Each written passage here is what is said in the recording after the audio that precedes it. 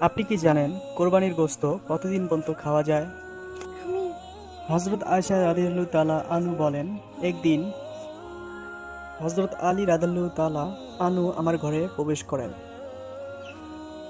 তখন আমি ওনাকে কিছু কোরবানির গোশত খেতে দিয়েছিলাম। তখন তিনি বললেন, যতক্ষণ পর্যন্ত না এই বিষয়ে আল্লাহর রাসূল এর কাছে জিজ্ঞেস করব, ততক্ষণ পর্যন্ত এই গোশত আমি খাবো না। অতঃপর অতঃপর হযরত আলী রাদিয়াল্লাহু আনহু আল্লাহর রাসূল মুহাম্মদ সাল্লাল্লাহু আলাইহি সাল্লাম আমাদের প্রিয় নবীর কাছে গেলেন এবং তাকে জিজ্ঞেস করলেন, হে আল্লাহর রাসূল, কোরবানির গোশত কতদিন পর্যন্ত খাওয়া যায়? তখন তিনি বললেন, কোরবানির গোশত এক জিহাজ থেকে দ্বিতীয় জিহাজ পর্যন্ত খাওয়া যাবে, কিন্তু এই কোরবানির